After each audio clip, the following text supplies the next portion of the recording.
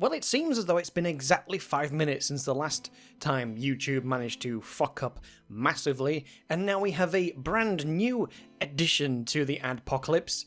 I suppose this is now Adpocalypse 4.0, in the form of the VoxAdpocalypse, because a writer for Vox, Carlos Mazza, has had a bit of an issue with the way that Steven Crowder, on his YouTube channel, has been calling him derogatory names and stuff during a large discussion analysing this guy's articles, and calling him some offensive names which, while completely pointless, mean-spirited, but seems pretty much par for the course with Crowder's type of sort of confrontational shouting at people that he doesn't like. He calls everybody all sorts of names if he disagrees with their points, and while that in a normal debate situation calling somebody names is entirely pointless and fruitless, and again, there's just no real point to it, he should be allowed to say pretty much what he wants on his channel.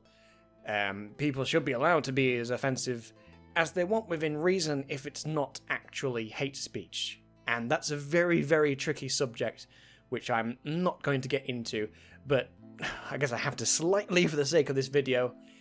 I don't think what Crowder has done is hate speech. He's been offensive while talking about a broader subject of this guy's writings. I don't think it clearly shows that he has anything against the gay community.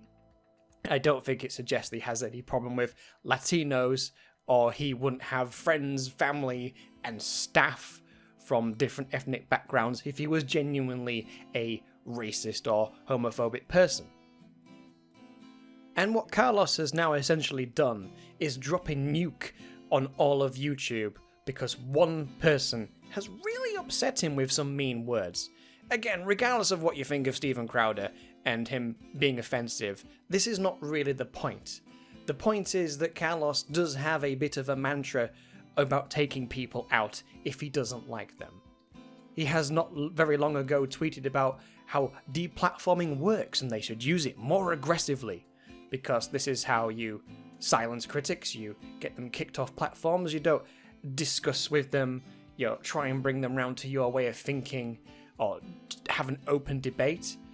I have the same issue with a lot of things like that, where it's a case of people just getting yeeted off the internet, off of YouTube, off of Twitter or something, because they have opinions, however right or wrong they may be.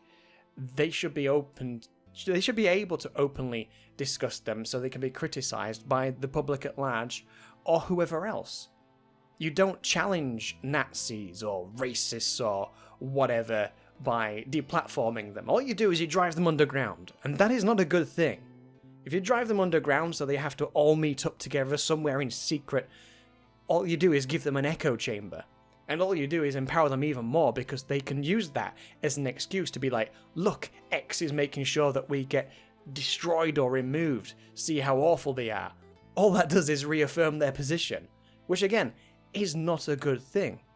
And for the people that think that having open debates and discussions between these kind of groups has absolutely no effect, one simple reference that I could potentially use to show that it does work is that famous chap who happened to be black, who happened to be not exactly the KKK's first choice of person to speak to. He's been able to talk various members around and away from racism. So, oddly it would seem, talking to people, debating, and trying to bring them back into civilized society can in fact actually work if you reach people. Driving them underground, not so much. Because again, you're just driving them all together, so they're going to have to meet up in secret, in the black areas of the internet, the dark web and such. That, again, is not a good thing. And the end result is many YouTube channels have now been demonetized that have absolutely nothing to do with this situation.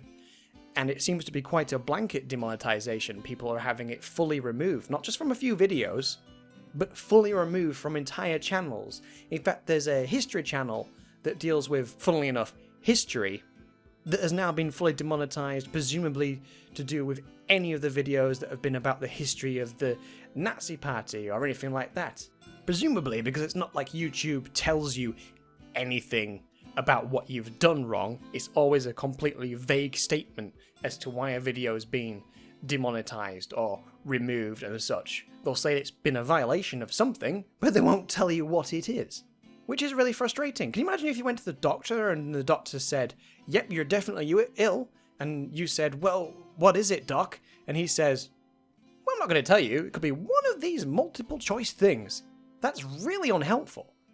So yes, Carlos screaming on the internet and having a very public, half amusing, but half disturbing, very public meltdown. YouTube has now done this. So we have a new Adpocalypse, which is now being hashtagged as #VoxAdpocalypse, because there's... So yes, Carlos screaming on the internet and having a very public, half amusing, but half disturbing, very public meltdown.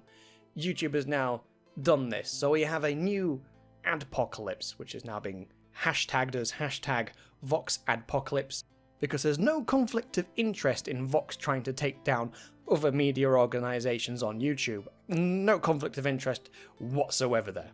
And again, with Carlos tweeting things like deplatforming people works and that they should do it and do it more aggressively, saying that, you know, this whole palaver of assaulting people with milkshakes because you disagree with them, it really shows the kind of character he actually is. When he's not playing the victim and crying that people are bullying him, he's quite happy to bully other people. But won't discuss about that, of course, you see. It's only the victim, never the bully, even though it's quite clear the case. So I won't be surprised if he removes these tweets, although now they're quite public and everybody is sharing them and pointing out his hypocrisy. I don't think he will, because it will just look even worse. Although at this stage, that won't surprise me either. It has, however, been very interesting and in some cases amusing and in some cases disturbing seeing the public reaction to this event. And it has been very interesting to see Carlos get very upset that there are more people in the LGBT community supporting him in this endeavour of deplatforming people. Because, Carlos, some people are completely mentally retarded and understand that deplatforming people does not A, bring you any positive publicity, and B, makes you look like an absolute fucking raving idiot, and C, is causing issues like this where now channels that couldn't care less about this situation are being demonetized because they've, you know, done content about history or wars or something political or something about the news, or because now YouTube is going to be treading on eggshells trying to make sure that nobody's offended anywhere, and everybody else that has nothing to do with this are the people that are going to have to suffer. Fortunately, other than this video, I don't tend to be very political on my channel, apart from the occasional videos about thoughts and opinions on stuff usually related to gaming or big events on YouTube. As a gaming channel, I'm fairly safe and don't really make much money anyway because of, you know, being a small channel and mostly associated with gaming. But this really pisses me off that people that I do like and do watch are now at risk or have been demonetized. Like I say, some of the larger history YouTube channels now, again, independent creators that do this as their job or part of their job, and now having to suffer because of one guy who couldn't take mean comments on the internet. And if that's the case, you don't like mean comments, the internet's probably not the place for you.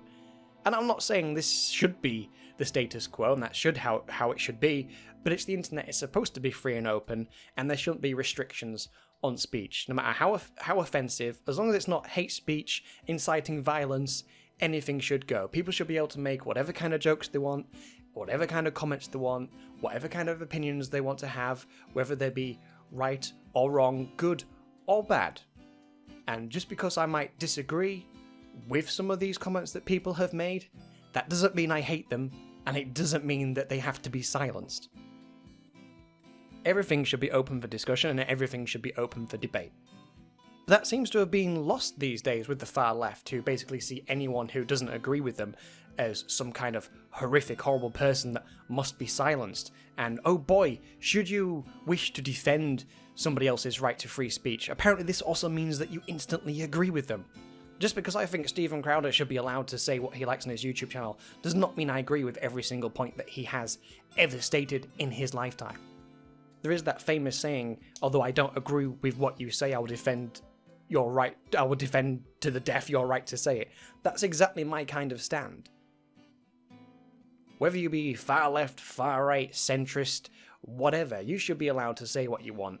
But you are not going to be free of the social consequences of stating whatever your opinion is. But I will defend your right to say it if you want to be abusive and horrible. I'll defend your right to be abusive and horrible if you want to be nice and friendly with everybody. I would defend your right to be nice and friendly with everybody.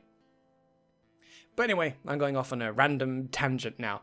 But yeah, that was just my thoughts and opinions on this situation as it goes on. It sucks that two people having a dispute on YouTube has now affected like the entirety of YouTube in yet another adpocalypse. It sucks because there's a few people using the analogy, and I've used it as well now, that what Carlos has basically done is use like a targeted nuke strike on one city to destroy one man. And obviously it's affected a great other many people who had absolutely nothing to do with the situation. And it sucks. And YouTube should have had more balls than to give in to yet another screaming tantrum from another blue check-marked moron from some shitty rag media group, who again, obviously have absolutely no interest in YouTube failing or YouTube news channels and creators being silenced or deplatformed.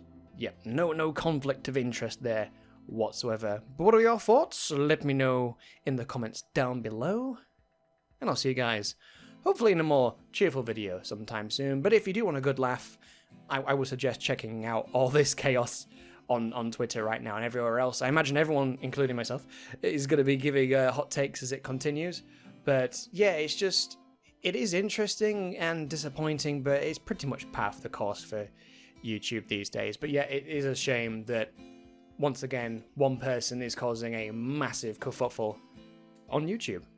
Anyway, thank you for watching. See you in the next one.